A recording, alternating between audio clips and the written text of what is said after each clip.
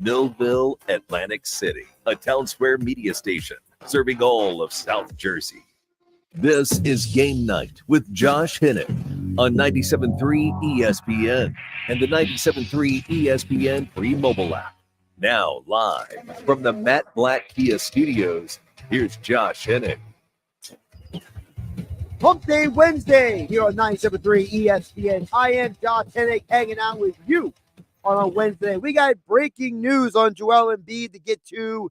Also, we will talk about what the Eagles players are saying. You know, we got a little bit of time has lapsed from the end of the regular season, and now it is full-blown offseason. So we'll get to what the Eagles players say. You're going to hear a lot more from players in the coming days because, you know, you got the NFL Super Bowl mania. It's going to be next week. So we'll get into all that and more coming up here on Game Night. Weinberg Wednesday. Dave Weinberg will join us, talk more about the Eagles coming up in less than 20 minutes from now. You guys join the conversation. 609-403-0973 and your DMs into the 97.3 ESPN mobile app powered by First Bank. See, before we get to anything else, Adrian Wojnarowski tweeting just as we crossed into the 6 o'clock hour. This is hot off the presses. Actually, you know what I should do? Just because I can. This is breaking news on 97.3 ESPN FM, South Jersey's sports leader. Anytime you have an excuse to play the sound. Woj reports that Joel Embiid is out for Thursday's game in Utah. He will receive further evaluation on his left knee in the next 24 hours. Embiid is expected to travel back to Philadelphia. He will not join the team in Utah. Officials for the Sixers tell ESPN. So, two huge variables right there. We all kind of expected Embiid was not going to play in Utah. We all kind of knew that already. But now he's not just going to play in Utah. He is not traveling with the team to Utah. That is a huge caveat. Because one, it tells you right off the bat that whatever happened to his knee last night, they still don't know what's wrong with it. That's a huge part of this conversation. Do not overlook the fact that we are almost 24, maybe more like 18 hours removed from the injury, and we still don't have a certain answer about Embiid's knee. So if we don't know what's going on with Embiid's knee as of 6 o'clock on Wednesday, and they're still evaluating his knee over the next 24 hours, we might not get an answer until Friday, honestly. Because if he's flying back to Philadelphia and he's not joining a team in Utah, so think about it. He's flying from California to Philadelphia. They're going to do more tests, more scans, I'm assuming tomorrow. And of course, Nick Nurse will not be with Embiid when he's getting these tests done, so the doctors might not tell him. So we may not have a solid answer on Embiid until Friday, the way things are going. Now, I hope that's not true, but I'm just putting it out there. There must be something. There's something going on with his knee. And, you know, Woj was on SportsCenter earlier today, and you know, this is what he said about Embiid and the knee issue. This has been an issue with Joel Embiid, throughout the season. He's missed 12 games.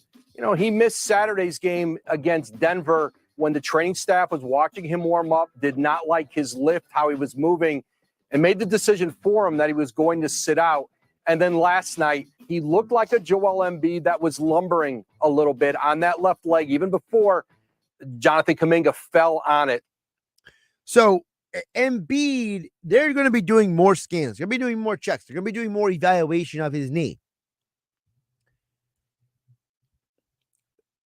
you just have to wonder, are they trying to make sure that whatever's wrong with Embiid's knee is not a long-term issue? Because you heard Woj say in that cut, he's had this ongoing issue. So you have to start already, putting the puzzle pieces together in your mind. He's not going to Utah. He's going back to Philadelphia. They're doing more tests. They're going to do more scans. They're going to do more evaluating. I remember years ago when the 1 year Embiid had the meniscus injury. And then the next time he injured his knee, we were all worried that, oh no, it's the meniscus again. And it ended up being a bone bruise, right? And it was a pain tolerance thing, we kept being told. And I'm just kind of sitting back and I'm thinking, if there is an issue with Embiid's knee and they're maybe trying to double check and make sure, just double checking to make sure that maybe it's not more serious, or that if he plays again anytime soon, he can't make it worse. I feel like that's the kind of train of thought we're taking here. But again, the news off the top is Joel Embiid will not travel to Utah. He's going back to Philadelphia. They're going to do more evaluating on his knee. And my personal conjecture is that we may not have any solid answers by the time the Sixers play Utah tomorrow night, only because of the fact that Nick Nurse and the Sixers, they're going to be in Utah and B is going to be in Philadelphia. And they're going to spend the next 24 hours evaluating his knee. Either I'm going to get more news tomorrow at 6 o'clock, which is 24 hours from now, when we come here on Game Night on 97.3 ESPN FM, the 97.3 ESPN mobile app powered by First Bank of Seattle, or we're going to be waiting until Friday. You could only hope for the best because Embiid already didn't look great last night. He looked sluggish. He did not look himself. He looked like a shell of himself. And I just have to wonder if Embiid is just not healthy. Who cares about this? I want to play enough games so I could potentially win MVP and all NBA team. Look, the NBA had a good idea. They had a good strategy by saying, we're going to try to curb load management by forcing guys to play a minimum number of games. And in theory, it sounds great. But when someone like Embiid or someone like Tyrese Halliburton are having the monster seasons that they are having, and you could potentially be taking money out of their pocket because they are dealing with legitimate injuries, it feels wrong. So I tend to feel like with all of this that there is a question about the motivations to play last night, because when Nick Nurse said this after the game last night, I was kind of looking around like, really? Medical cleared him. Joel obviously is a big part of that. He said he was feeling good. He said he's more a little rusty and he hadn't been on the court for 5 days, but he said he felt good. Listen, I can tell you right now, as long as Joel Embiid is still a human being, we all know that saying you feel a certain way does not equal your ability to do a job at a high level. Okay?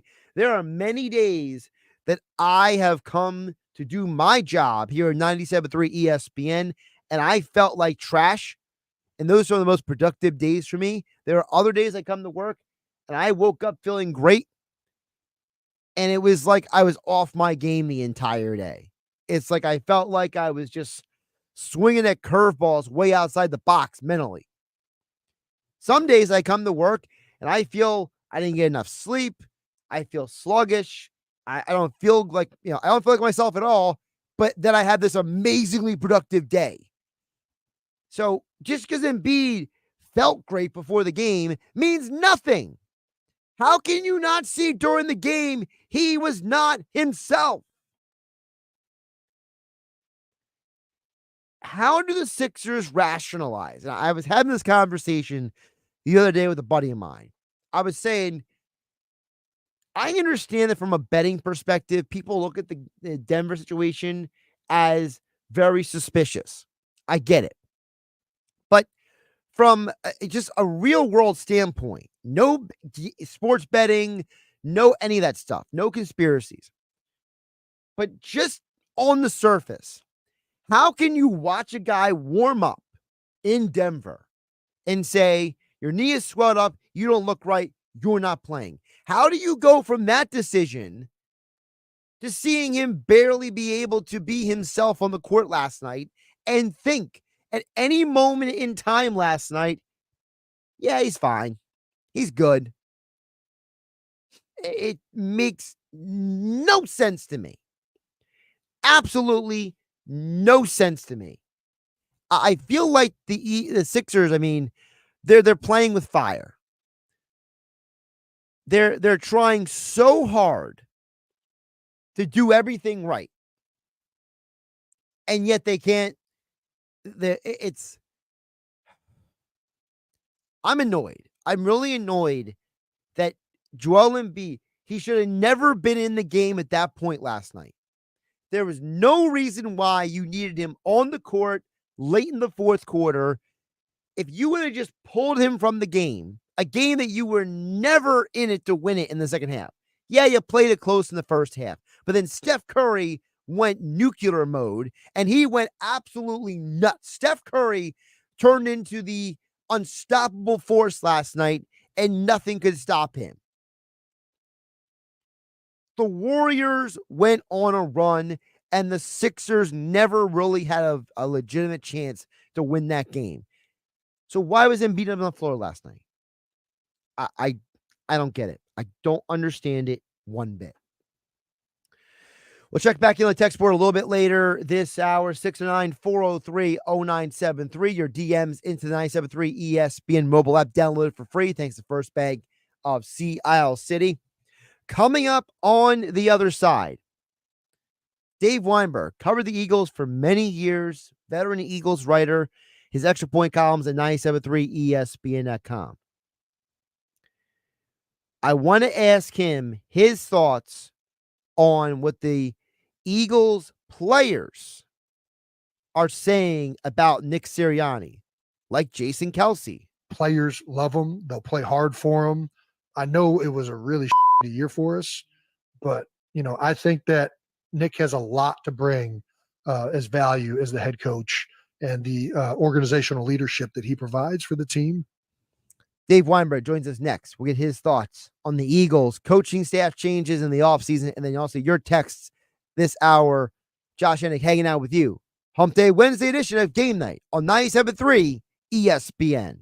Wake up weekday mornings from 6 to 10 on 97.3 ESPN with Unsportsmanlike with Evan Cohen, Super Bowl champion Chris Canty, and Michelle Smallman. When I saw that press conference, I was like, man, this dude, Nick Sirianni, ain't going to make it through the trade deadline next year. That's how bad this thing is setting up to be in Philadelphia. You can't have, just like you can't have two quarterbacks. If you got two quarterbacks, you got no quarterback. You got two head coaches, you got no head coach. Brought to you by the Gallery Bar Book and Games at Ocean Casino Resort in Atlantic City. In Jersey, we're pretty lucky. For starters, we don't pump our own gas because why would you want to? We've got 130 miles of gorgeous shoreline, and each of us has a favorite spot. Jersey is the world's diner capital, which means a cannoli is always close by. And get this, Jersey lottery players win millions of dollars every single day. What a reason to try your Jersey luck. Yo, I won! Anything happen in Jersey. Must be 18 or older to buy a lottery ticket. Please play responsibly. If you or someone you know has a gambling problem, call 1-800-GAMBLER. Taco Bell just dropped the new Cravings Value Menu. Now you can get 10 items for $3 or less, which means you can get the food you want for the price you want. It's almost like you can have your cake and eat it too. But in this case, it's a double stack taco from the new Cravings Value Menu. So basically, you can have your double stack taco and eat it too, which is a lot crunchier than cake. The new Cravings Value Menu is here. Get it at Taco Bell today. At participating U.S. Taco Bell locations while supplies last. Contact store for price and participation which vary. Tax extra.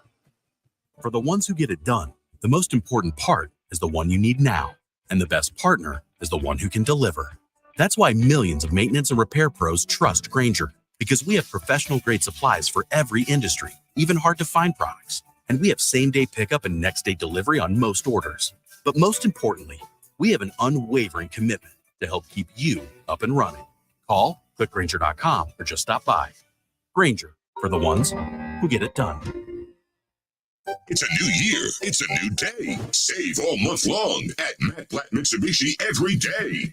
So if you're currently stuck in a loan or lease, Matt Blatt Mitsubishi wants to get you released so you can celebrate this new year and get you into a brand new Mitsubishi Outlander or Eclipse Cross SUV, both with 0 down and 0% APR financing for 60 months. Clearing $450 per week at Matt Blatt Mitsubishi, you're virtually approved. And only Matt Blatt Mitsubishi has a 4-day love it or leave it return policy. So if you're worried that your credit will keep you from getting a new ride, Matt Blatt Mitsubishi wants to finance your future, not your past. Simply Matt Blatt Mitsubishi. Rate qualifications exist. Not all will qualify. $16.66 per thousand finance on approved with Tier 1 credit. Rebates and incentives to dealer. Go to mattblattmitsubishi.com. 8449-462315 for complete details. Plus tax, license, registration fees. Offers can't be combined. Expires 2/4/24. So come in today and get your deal your way. Located right in the heart of Glassboro for over 30 years. It seems like everywhere you look right now, someone is sick. This year, prepare your family for airborne invaders like bacteria, pollen, and yes, germs with Navage Nasal Care. Navage flushes ultra-pure, refreshing saline in one nostril, around the back of the nose, and out of the other nostril. Navage sucks out viruses, dust, and other airborne particles, all the stuff that gets trapped in your nose, making you miserable. Don't get caught empty-handed this winter. Get Navage, the drug-free solution that helps you breathe easier, sleep better, and feel healthier. Even better, Navage is HSA FSA eligible, so Navage is a great way to spend those funds before they expire. Don't wait a minute longer. Buy Navage today and you'll breathe easier knowing you're putting your funds to good use. Navage is available online at Navage.com or Walmart, Walgreens, CVS, and Rite Aid. Navage, N-A-V-A-G-E. Clean nose, healthy life. Get the appliances you need right away at Lowe's. Explore the largest assortment of brands you trust, like Whirlpool, Samsung, and LG, in-store or online at the best values. Plus, take advantage of our everyday financing offers on top items, from refrigerators to laundry pairs. And there's more. Get your new appliances delivered or installed quickly at your convenience. Because Lowe's knows appliances. Lowe's knows home improvement. Subject to credit approval. Progressive asks, what do a slow Friday night, bored teenage boys, I'm bored, a pack of fireworks, this is gonna be awesome, and a teetering branch suspended over your car have in common? Look out! They can quickly wreak havoc on your slow Friday night. Uh-oh. Bundle your home and auto with Progressive for great savings and round-the-clock protection. Progressive Casualty Insurance Company, affiliates, and other insurers. Not available in all states or situations. 97.3 ESPN has teamed up with Seize the Deal for incredible weekly offers from some fantastic local restaurants. Here's this week's big deal. Get a $50 gift card good for use at Provenza Restaurant and Event Center in Ventnor for just $25. Get this great deal starting Friday at 9 a.m. at seizethedeal.com. Hurry, chances are this deal will sell quickly. For more info on this great deal, go to seizethedeal.com. This is Game Night with Josh Hennig on 97.3 ESPN and the 97.3 ESPN free mobile app. I know we have a great coach in Nick Sirianni. We just got a great defensive coordinator, defensive mind in Vic Fangio, and we got a great offensive mind in Kellen Moore that just got hired. So in my opinion, we're adding more talented individuals to continue to be a part of the staff. So whoever is calling plays, I know that we get better having Kellen Moore in the building because I think he's a great mind and has proven that over the last 5 years. That's Jason Kelsey from the New Heights podcast. Eagle players are speaking. Do we read anything into what they're saying? Well, Dave Weinberg covered the Eagles for a long time, has had to try to read between a lot of the lines of the Eagles players over the years. And he's doing this now for a Weinberg Wednesday here on 97.3 ESPN. Dave, welcome back. How you doing today? Doing well, Josh. How are you? Doing well. So, read the tea leaves for us. Kelsey is pretty happy with Fangio and Moore coming back.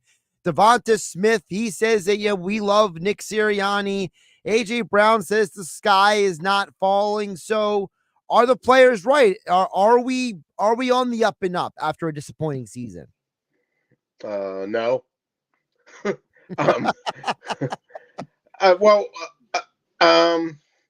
What else are they going to say, Josh? I mean, especially Devontae and AJ, who are still on the team.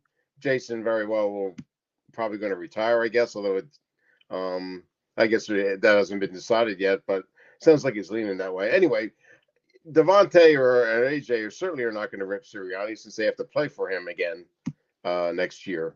So I kind of don't take much of what they say to heart. I mean, I do remember, even when Chip Kelly was here, I know there were players that were dissatisfied, but they never came out publicly and said it. And I'm not quite getting what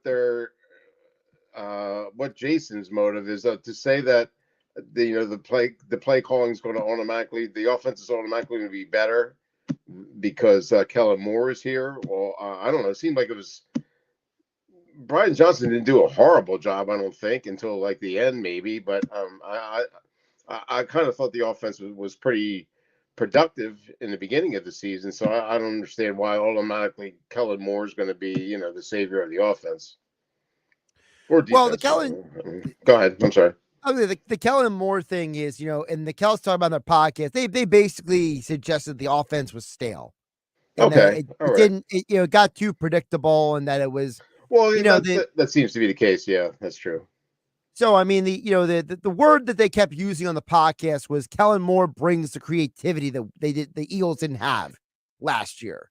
So, and, there's always that conjecture that's been read into, like, for example, Devontae was asked this morning on the Up and Adams show about Kellen Moore. And, he basically said, well, as long as he lets us do what we do best, we don't care. And the question was, well, what is that? And he said, get us the ball. So, like, it's almost like the players had this attitude that, like, as long as we're doing better than last year, it's an upgrade. Yeah. Which I guess. I mean, they didn't get the ball enough? Didn't they both have over 1,000 yards, AJ and Devontae? That's why I'm saying that the whole thing seems like the whole seems like we need to wait for like a 30 for 30 documentary in about 20 years to like explain this whole thing. Yeah. I mean, I get the right to express some optimism. I mean, what other choice do they have? What are they going to say? We're going to suck again like we did at the end of this year? I mean, they have to think that the trend is going upward, or else they're going to be roundly criticized for their attitudes and stuff, which was kind of the case during the end of the year, right? I mean, there was some talk of I don't want to say dissension is the right word, but unhappiness, I guess, in the locker room during their losing streak. So I guess anything is better than what we just went through. Well, with that being said, you and I haven't talked on the radio since the Fangio and Moore news came out, Dave. So what are your takes on the new coordinators? Fangio definitely an upgrade. I mean, but I don't know that was Sean Desai's fault. I mean, it was more Matt. I'm not getting like why Matt Patricia came in, right, and the defense was worse than it was with Sean Desai. So I'm not. I don't know. They both ran Fangio's version of the defense, right? Although Fangio's the architect, I guess, of it. Yeah. Well, the theory is that, like, Chris Long was saying on his podcast, him and Kyle Long were saying, like, Fangio is the originator and everybody else is just trying to run a version of it. So it's kind of the idea that, look, if you're going to run this, why don't you let the guy who made it run it, kind of thing? My theory on all these, on new coordinators and stuff, it doesn't matter if you've got Jim Johnson, Bud Carson, Paul Holmgren, Bill Walsh reincarnated running their stuff. If you don't have the talent, it's not going to matter at all. And they don't have the talent on defense. Not even a little bit. It's not going to matter unless they upgrade the team. Well, the working assumption is then that why would Fangio come here if they're not going to upgrade a team, right?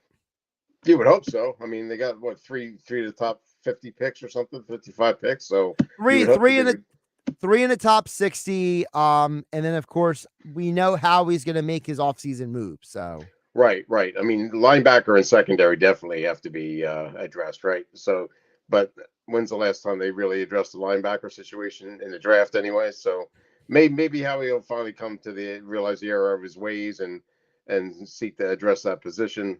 Corners a real weak spot now with and safety too, for that matter. So it's going to be interesting to see. I guess they probably made assurances to Fangio that they would improve the talent, though. You're right. Yeah, and I mean, look, I mean, this organization, I mean, and you know as well as anyone, Dave, they have hired all kinds of D coordinators aside from what the coach wants. It's not like Jim Johnson was an Andy Reid guy or Jim Schwartz was the Doug Peterson guy. So right. This organization has a history of being like, look, don't worry about the defense. We're going to hire somebody that's going to be his job. Yeah, that's the way it is generally. Like we've talked about before, if you're an offensive-minded head coach, you don't care, or I said you care, but you really don't have much say on what the defensive coordinator is going to do. It's going to be his defense and your offense. That's the way it was with Andy Reid and Jim Johnson, Doug Peterson and Jim Schwartz, Chip Kelly and Billy Davis, I guess, for that matter. So yeah, it's just Fangio's going to have control of the defense, and I don't think that Sirianni has a whole lot to do with it. Although he says he's going to be more of a well-rounded head coach, I guess. But I believe it when I say it. CEO, head coach. We just called two of them on Sunday, Dan Campbell and John Harbaugh. I asked the question multiple times. I asked it Friday, asked it again this week. Dave, no one says John Harbaugh needs to be fired or Dan Campbell is an idiot. They got to a championship games this past weekend, but it's like if Sirianni is a CEO head coach, people ask the question, what are we paying him this money for? I don't understand the double standard. I think John Harbaugh's kind of earned the right, don't you, to get a pass on whatever with Baltimore. I mean, he's done pretty well since he's been there, and he's the longest. Well, he's done well overall. He's the longest tenure head coach there now, right? And Campbell, I mean, I wouldn't even have considered firing him just because of the fact where the Lions were before he got there and where they are now. I just think is a clear trend upward. I mean, you can argue that Sirianni's and he's improved, but I mean he's replacing the coach who won their only Super Bowl. So I don't know that he has the same leeway that the other two guys do. I don't think he's proven himself. I know Campbell hasn't really proven himself, but the city and the team and the franchise and the fans and the players all seem all in on him. I'm not sure that's the case with Sirianni though, especially from the fans' standpoint. Well, the fans may not be in on Sirianni, but the fans have to go on the field. The fans don't have to be in the locker room. So, I mean, I mean, and let's be realistic. I remember the fans didn't like Doug after year one. They always made fun of him because he couldn't complete a sentence. He kept saying, it was literally a running joke in 2016 about how Doug sounds like he's illiterate. Why is this guy the head coach? Yeah, year one, but not year 3 or 4, right? Sure, but my point is that I feel like what did Buddy say? If you listen to the fans, you end up in the stands with them. Mm-hmm. That's Buddy who won 0 playoff games. Yeah. Yeah, true. But I mean, it doesn't look. A broken clock is right twice a day. I'm not gonna throw the axiom out all the way. But it's the right. I mean, for goodness sake, the So you're saying fans, you're saying Nick deserves to be here, right? Is that what you're saying? Well, my theory has always been if Nick Sirianni is a coach who is only as good as the people around him, right? then you get better people around him, because obviously he goes to a championship game with two guys who are now head coaches in the league. Maybe you should have never given him the discount rack coaching staff. Correct. I'll agree with you there. Yeah. I mean, he's proven that he's not a great CEO. That's just to me. I don't know. But, evidently they feel otherwise, or else he wouldn't still be here, right? Well, look, I mean, think about it this way. Look at what happened to some of these other teams, right? The Browns fired their offensive coordinator, and they went to the playoffs this year, right? Yeah. The Steelers went to the playoffs. They're bringing in a new offensive coordinator. I mean, the Seahawks, which is the postseason last year, they're overhauling their entire staff now. And Pete Carroll's won a championship. Maybe certain teams just have to have turnover on their coaching staffs compared to others. I mean, we don't know all the dynamics in the building. I know some people have inferred that, Matt Patricia, imploded the locker room this past year, and that was the reason why things went downhill. I wasn't in the locker room, so I don't know for sure, but I mean, same. As I said, I genuinely believe, Dave, that 10, 15 years from now, when Howie Roseman is no longer the Eagles general manager, that there's going to be a documentary about the Eagles from 2016 to 2026 about the Howie Roseman years, and we're going to find out all kinds of crazy stuff. Oh yeah, no doubt about it. Yeah, there's a lot of stuff we're not privy to that go on there. It's hard for me to defend them because of the way the year ended, but I just kind of feel like Brian Johnson in particular, I thought he deserved one more year. I don't know. It wasn't like they were totally inept. Maybe they were predictable, I guess, but this is Sirianni's offense, bottom line too. So maybe he could have exerted a little more influence on whoever Brian. I mean, I just think, I just don't. And the fact that he's getting head coaching interviews now, and other teams are very quick to interview for offensive coordinator jobs. That tells me that he's really not the dumpster fire that he's portrayed to be here. I could be wrong, but well, look, he's. I know he's one of the candidates for the Bucks OC opening, because their OC Canales is now the head coach in Carolina. We'll see how that goes for him. Everybody else got fired in Carolina, so hope for the best for that guy. Say a prayer for him at night. But still, you're right. It's the idea that how bad was Brian Johnson? I mean, I just keep going back to with some of this stuff. We all know who's calling the shots here. This is Jeffrey Lurie's team. This is Howie Roseman's operation, and whoever the head coach is here, they got to fall in lockstep with whatever. The man up. And remember, Doug Peterson should have been here. He should have never been fired. You know this as well as anyone, Dave. Absolutely, but guess what? 100%. The owner said, I don't want Press Taylor. Doug said, I want Press Taylor. And basically Jeffrey Lurie said, it's my playground. Get out. Right. Which was a mistake, but yeah, you're right. Sirianni's here is because he's willing to be the yes man and do whatever they want. That's the bottom line. And Doug wasn't willing to do that. As you know, my personal feelings towards Doug, I thought he was a tremendous coach, great guy, and I thought he had earned the right to have some say in his personnel, considering what he had accomplished here. But they felt differently. And which is funny because Doug fired his defensive coordinator down in Jacksonville.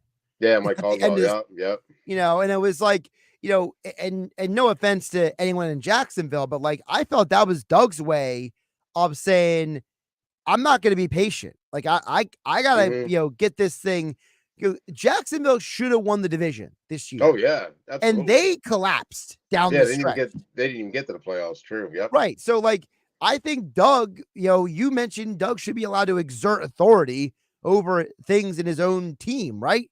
Well, I think Doug is finally able to do that down in Jacksonville, where he is saying, look, we did not do our job down the stretch. I gotta show people that I gotta make changes. Agree. Yep. Absolutely.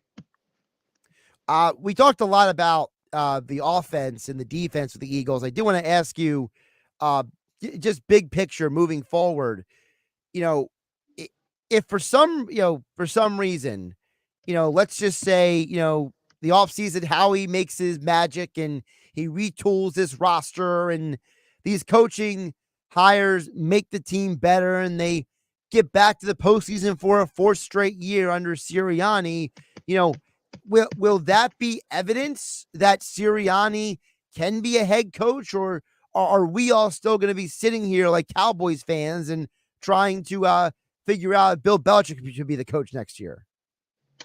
No. I mean, I think it all depends on how the season plays out, Josh. I mean, if it plays out the way it did this year, where they kind of like backdoored into the playoffs after a tremendous start, then there's going to be there's going to be scrutiny again. But if they can return to their consistent winning ways, I'm not saying going 10-1, but if they win the division, let's say, or have get 10, 11 wins, but it's not all in the same month of the season or whatever, then I think he's proven himself. I don't know, maybe another first round exit might not sit too well.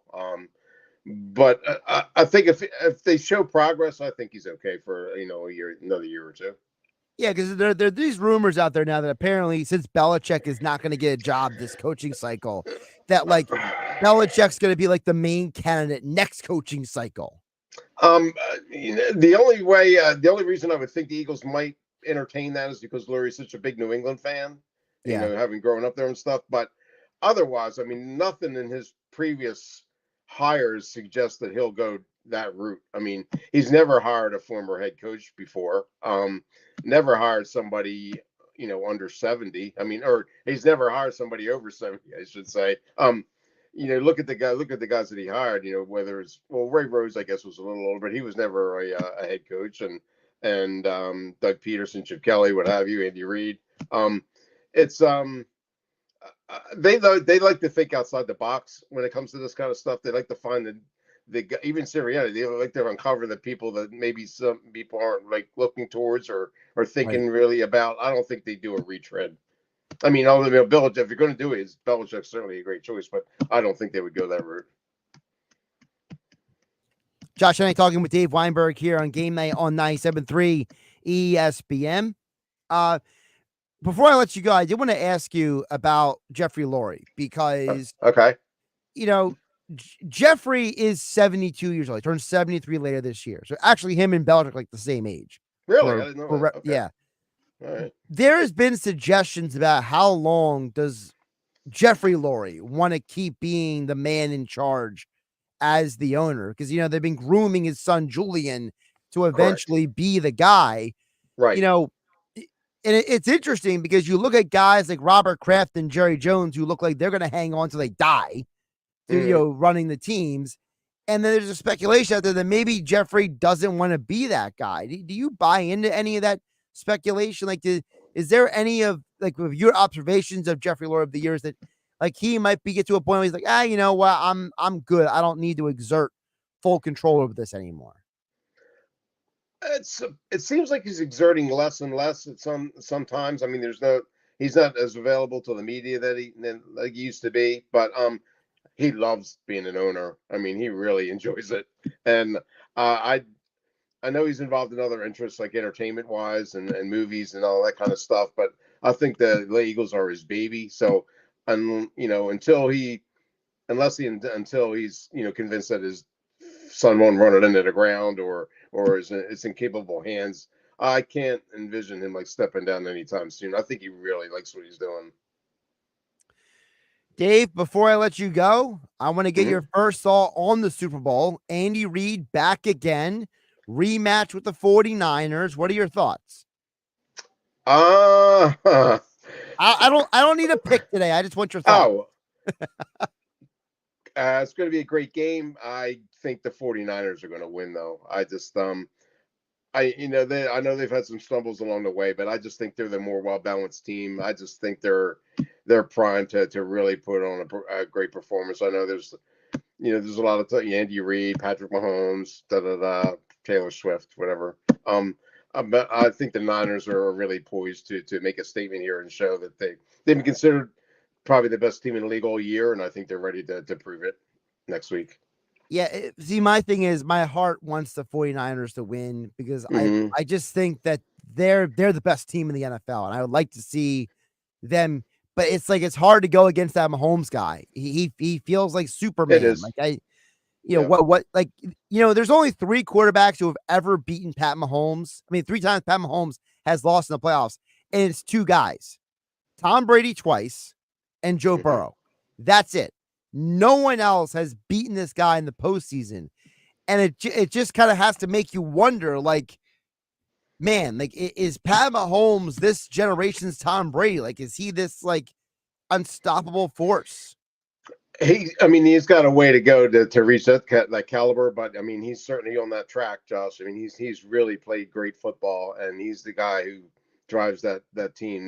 No question about it. I mean, he's pretty much put them on his shoulders all through these playoffs here. And yeah, I mean, I wouldn't be shocked if they win just because of him, but I don't know. I'm with you. I guess my heart is more than anything. I'm pulling for San Francisco. By the way, for those who don't know, Kyle Shanahan had lost every game when he was down double digits in the postseason before Brock Purdy was his quarterback. Really? Okay. Well, then Brock Purdy's the savior. All right. Well, I mean, remember they were down against the Packers and came back. They were down big to the Lions and they came back. Kyle Shanahan, before Brock Purdy, he couldn't come from behind and win a game. And all of a sudden, this Mr. Irrelevant comes in, Dave, and he's the magic elixir. Yeah. I mean, something. You know, I love people love to rag on Brock, and I don't get it. I mean, I know they call him a system quarterback like it's some sort of insult. I don't understand. I mean, yeah, he's a great system quarterback. They have a great system, and he runs it to perfection. I don't know what their problem is with him. I don't see people. You know what it is. It's because he was a late round draft pick. It's the whole. He wasn't.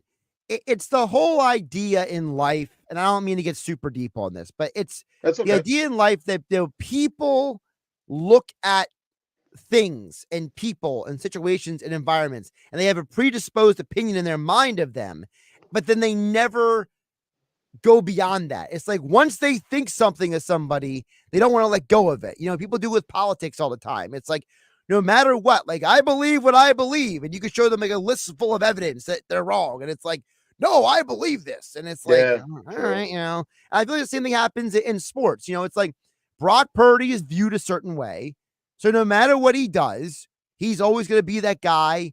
And like, look at Kurt Warner. Like, people were wondering that guy should be in the Hall of Fame because right. Kurt Warner, he won one championship, and you're like, he did way more than that championship, Yeah, and I feel like Brock's the same way. Like, Terry Bradshaw was a great system quarterback, and nobody trashes him. You're not kidding. He was fantastic. Yep.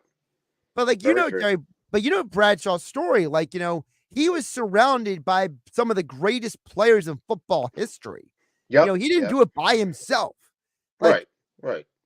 But great teams don't do it by themselves, right? Right. So it's like it's a stupid idea that like, oh, you need to elevate. Like, there's only two guys who have ever elevated anybody in football history, and like everybody else had great talent. Right. Yeah, I understand. Yep, that's true. I mean, no offense to Joe Namath, but he elevated one team and that was it. Like, yeah, that's true. He did it when it counted, though. he did when it counted, but then he didn't the rest of his career. It's almost like he used up all the magic on 1 year. You know what I mean? Yeah, true. Yeah. And no offense to Brady, but I mean, he didn't really win the first 3 Super Bowls. Those were great teams around him. I mean, those defenses were amazing. The first 3 championships. So you're throwing Purdy? Are you throwing Purdy in there too? Well, I'm looking at Purdy and I'm saying, you could argue Purdy has better or similar talent to those earlier Patriot teams did. And sure. Purdy is, to me, doing what Brady did. Purdy's going out there and saying, I'm going to do this better than anybody else does it. I'm going to run this offense. I'm going to run this team better than fill in the blank. How Brady did. Brady was better than Drew Bledsoe. Brock Purdy's better than Jimmy Garoppolo. That's how I look at it. Very true. Yeah, it's good. That's a good way to look at it. Good viewpoint. He showed me a lot this past week, though, with his running ability. I didn't know he had. I didn't know he had it in the to that extent. That was amazing. Dave, I haven't seen Brock Purdy run that much since Iowa State. I mean, and Iowa State doesn't have the offensive line the 49ers do. Okay. I wouldn't think so, no. Dave Weinberg at Dave Weinberg 19, extra point columns over at 97.3 ESPN.com. Dave, appreciate you jumping on today. Enjoy the rest of your week. We'll talk soon. My pleasure, Josh. Thanks as always. I'll talk to you next week. Josh Hennig here on Game Night, 97.3 ESPN FM, 97.3 ESPN mobile app powered by First Bank of Seattle. We'll check back on the text board.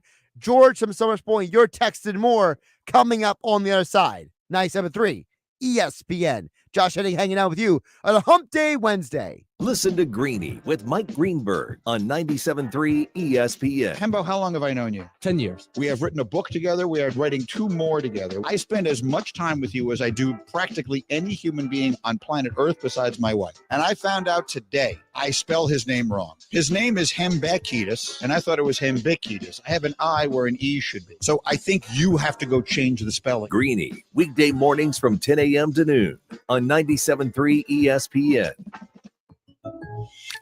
When something happens to your car, you might say,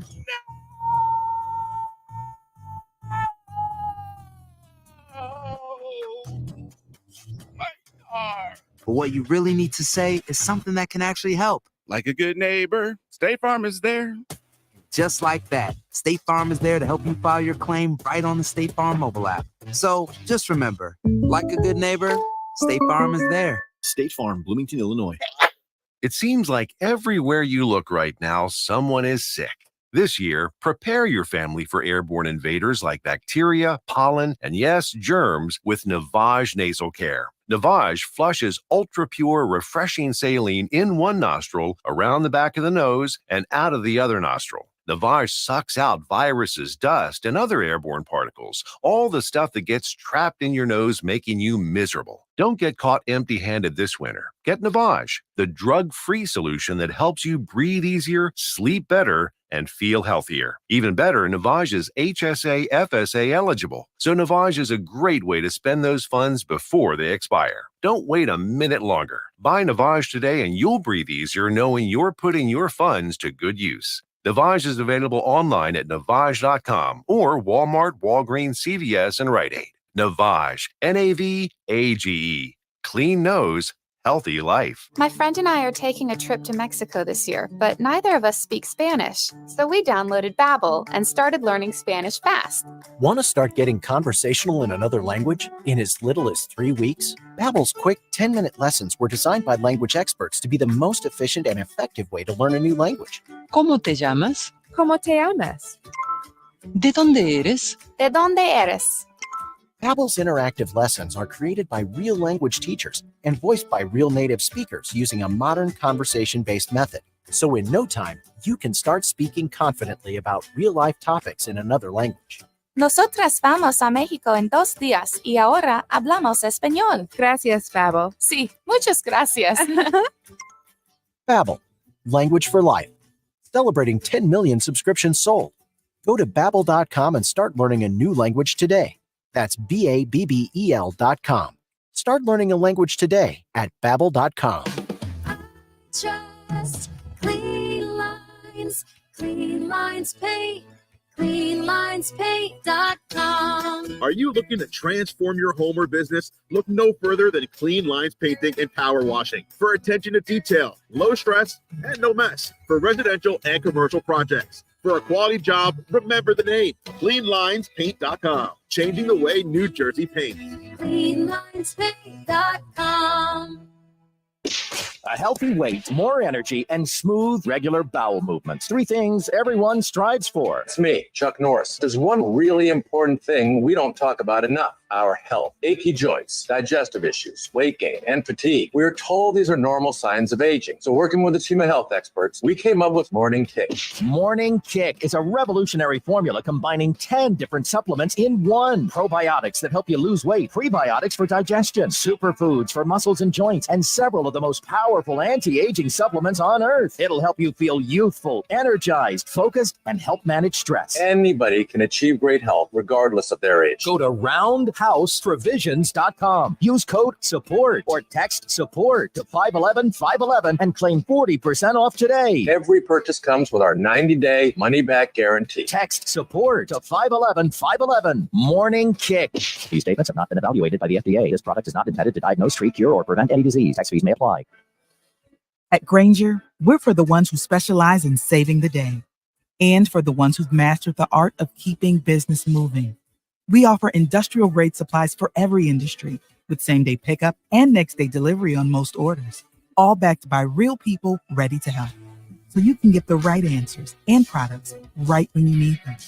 Call clickgranger.com or just stop by. Granger, for the ones who get it done. Go to get your game on at the Gallery Bar Booking Games in Ocean Casino Resort this football season. Cheers your favorite drinks while cheering on your favorite team. Get in on the parlay while in the middle of a party. Go for the sports scene and go for the endless screens. Go to the Gallery. Go to Ocean. Go for the win. For more information, visit theoceanac.com. Must be 21 or older to wager or consume alcohol. Gambling problem? Call 1-800-GAMBLER. Now, more Game Night with Josh Hennig on 97.3 ESPN and on the 97.3 ESPN free mobile app powered by First Bank of Sea Isle City. Get you guys' thoughts and comments just a moment at 609-403-0973. Your DMs into the 97.3 ESPN mobile app powered by First Bank of Sea Isle. No Sixers, no Flyers, nothing tonight. It's a great opportunity for you guys to catch up on some shows. Listen, it's getting to be that time of the year where you got that lull in the action. And maybe there's some shows, some binge watching. You know, I'm still trying to catch up to Mike Gill on Suits, for goodness sake. I'm way far behind him at this point. He blew past me like it was nothing. Try to catch up on that tonight, at least for myself.